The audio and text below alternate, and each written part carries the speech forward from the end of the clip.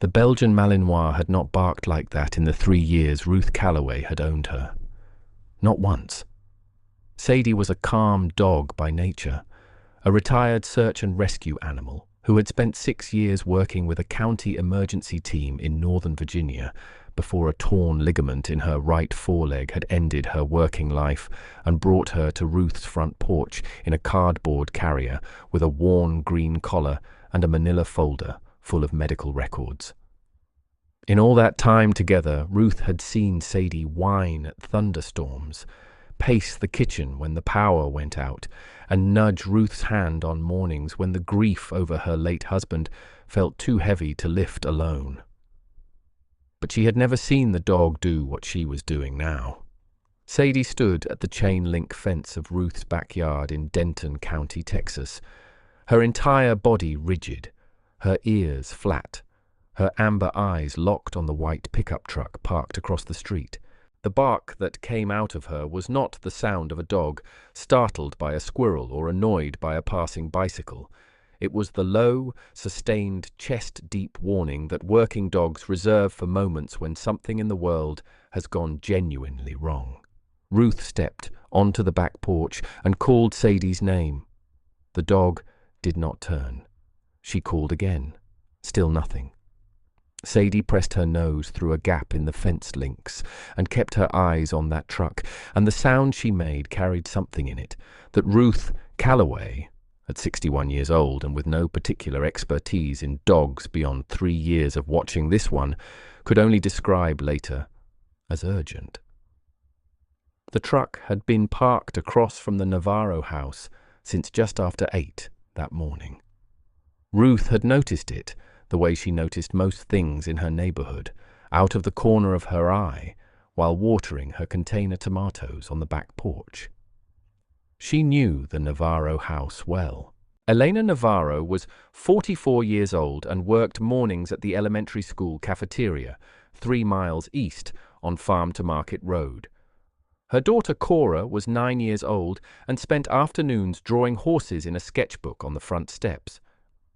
Elena's husband had died 4 years ago in a construction accident outside Fort Worth, and since then it had been the two of them, Elena and Cora, in the yellow house with the peeling trim and the wind chime that sounded like small bells through Ruth's bedroom window on quiet nights. They were not close friends, Ruth and Eleanor, but they were the kind of neighbors who waved across driveways and left extra zucchini on each other's porches in late summer, and Ruth knew their rhythms the way you know the rhythms of people you have lived near for a long time. Elena left for work at 7:15. Cora walked to school with the Gaza children from 2 houses down. The house was empty until early afternoon. The white pickup had no markings on it. Ruth could not read the plates from where she stood. The driver was not visible through the tinted windows. Under ordinary circumstances, she might have thought nothing of it. A contractor. Someone waiting to pick up a neighbor. But Sadie was still at the fence, and Sadie did not behave this way without reason. Ruth stood on her porch for another minute, watching, trying to locate some rational explanation that would allow her to go back inside and finish her coffee. Then the driver's door of the white truck opened a few inches, paused, and pulled shut again. Ruth felt the hairs rise on her forearms. She did not know why. She went inside and stood at her kitchen window where she could see the street without being seen, and she watched, and Sadie kept barking. Ruth Calloway was not the kind of woman who called 911 easily. She had grown up in a small ranching community outside Abilene, where you solved your own problems, and she carried that instinct into her 60s with the stubborn loyalty of someone who had never quite trusted the idea of summoning help. Her late husband Dale had called it her most maddening quality. She called it self-reliance. But she had also spent 17 years as a school nurse, and 17 years of watching children taught you something about the difference between anxiety and instinct, between a person who was afraid of nothing and a person who recognized something real. Right now, standing at her kitchen window with her hand resting on her phone, She was recognizing something real. She watched the truck for 20 minutes. At 8:53, the driver's door opened again, and this time, a man got out. He was tall, somewhere in his 40s, wearing dark work pants and a grey long-sleeve shirt despite the September heat. He stood beside the truck and looked up and down the street with the slow, deliberate attention of someone who was not looking for an address. He walked to the rear of the truck and opened the tailgate part way, then let it fall back again. Then he crossed the street toward the Navarro house. Ruth picked up her phone. She did not call 911, not yet. She told herself she did not have enough. She told herself she was being paranoid. She told herself that plenty of ordinary people walked across streets in the middle of the morning for perfectly ordinary reasons. Sadie was still barking. Ruth put her phone down on the counter and stood there, watching. And for the rest of her life, she would remember the feeling of standing still when every nerve in her body was telling her to move. The man knocked on the front door of the Navarro house. When no one answered, he did not leave. He stepped off the front porch and walked around the side of the house toward the back gate. Ruth's chest tightened. She made the call. She told the dispatcher that there was a man she did not recognize who had been watching the Navarro house for the better part of an hour from an unmarked truck and had just gone around to the back of the residence. The dispatcher asked if she had seen a weapon. She said she had not. The dispatcher told her a unit would be sent over when one was available and asked her to stay on the line. Ruth stayed on the line. The man reappeared at the side of the house 2 minutes later and walked back toward his truck at an unhurried pace. He sat in the driver's seat without driving away. Ruth told the dispatcher he was back in the truck. The dispatcher noted it. The squad car arrived 11 minutes later. One officer, a young man Ruth guessed was not much past 30, spoke with her briefly on the sidewalk and then walked over to the truck and knocked on the driver's window. Ruth watched from her porch. The conversation was brief. The officer walked back to her and explained that the man had said he was waiting for someone in the neighborhood and had not done anything illegal. There was nothing more they could do. Ruth stood on her porch after the squad car left and looked at the truck and then looked at Sadie, who was still pressed against the fence with her eyes fixed on that same window like a compass needle that would not move off north. Ruth thanked the officer as he left. Then she went inside, sat down at her kitchen table and started thinking about Dale. Not because she missed him in that moment, though she did, always, but because Dale had spent 22 years as a Denton County Sheriff's deputy before his heart gave out, and Dale had told her once that the cases that stayed with him the longest were the ones where somebody knew something was wrong and decided not to trust what they knew. She got back up from the table and picked up her phone again. She did not call 911 this time. She called her neighbor, Frank Odom, 2 streets over, whose son Tommy worked for the county sheriff's office. She asked Frank if Tommy was working today. Frank said he thought so. Ruth asked Frank to ask Tommy to stop by when he got a chance. Then she went back to the window. The truck was still there at noon when Elena Navarro's blue Honda pulled into the driveway. Ruth watched Elena get out and go inside, watch the truck. Elena came back out to check the mailbox. The truck didn't move. Eleanor went back inside.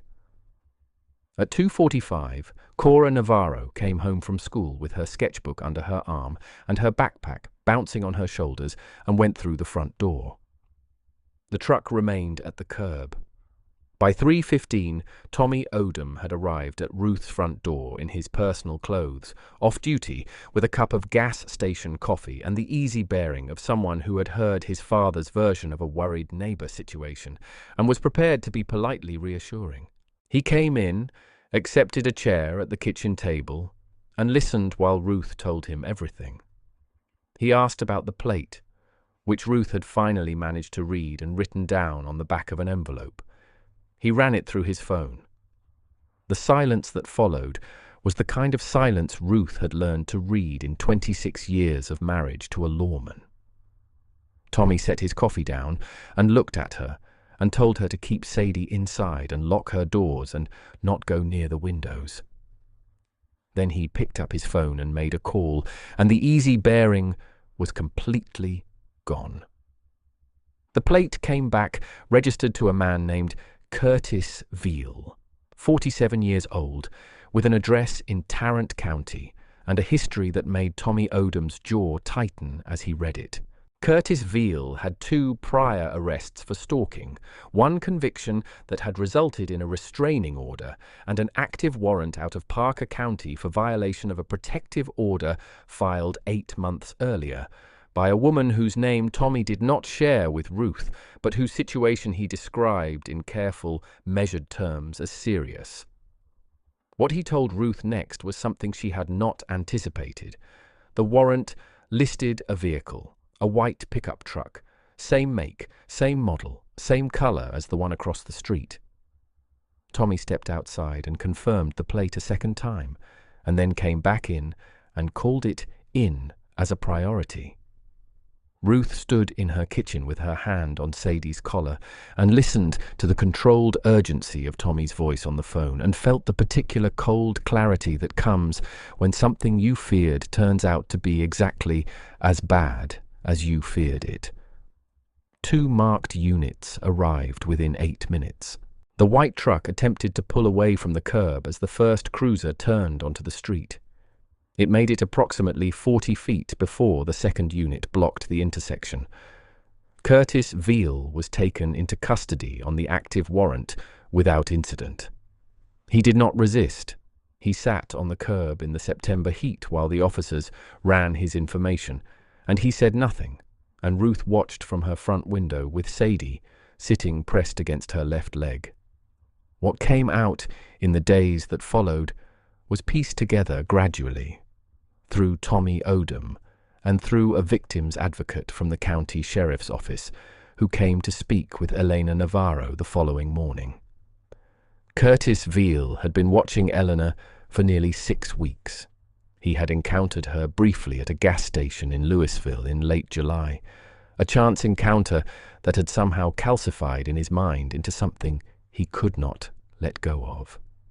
He had found her name through her license plate, found her address through public records. He had driven past the house repeatedly over the preceding weeks at different times of day, building a knowledge of her schedule and her daughter's schedule with the patient, methodical attention of someone who had done this before. The items found in the bed of his truck when it was searched pursuant to the arrest warrant were not tools of a contractor. They were the kind of items that, when a sheriff's deputy listed them later for Elena Navarro in the calm, careful language of a professional trying to deliver devastating information without causing additional trauma, caused Elena to sit down on her kitchen chair and put both hands flat on the table and stare at the wall for a long moment before she could speak. Cora was at school. Elena was grateful for that. She was also, she told the victim's advocate later, grateful in a way she did not have adequate words for, that her neighbor Ruth had a dog who would not stop barking. Ruth went over to Elena's house that evening with a casserole dish and no particular plan beyond being present. Elena answered the door and looked at Ruth for a moment and then stepped forward and hugged her, which was not something the two of them had ever done before. They sat at Elena's kitchen table, and Ruth told her about the morning, about Sadie at the fence, about standing at the window for 20 minutes trying to talk herself out of calling, about sitting down at the table and thinking about Dale. Elena listened to all of it and then asked Ruth what kind of dog Sadie was. Ruth told her about the search and rescue work, the county emergency team, the 6 years of training and field deployments. Elena nodded slowly. She said she wanted to meet her. Ruth said she would bring her over tomorrow. Then Elena said something quietly, almost to herself, about how strange it was that the one morning she had almost let Cora stay home from school because the girl had a mild headache and had not wanted to get out of bed, Elena had made her go anyway, had not thought twice about it, had no idea that anything was wrong. Ruth did not have an answer for that. She just sat with her at the table while the wind chime outside moved in the evening air. Sadie met Cora Navarro 2 days later on a Saturday morning in Ruth's backyard. Cora was cautious at first, standing close to her mother with her sketchbook held against her chest like a small shield.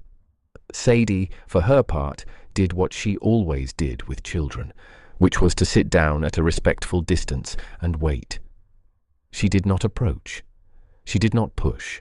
She simply sat in the dry Texas grass and looked at the girl with those amber eyes, patient and unhurried, radiating the particular calm of an animal that had learned long ago how to make frightened things feel safe.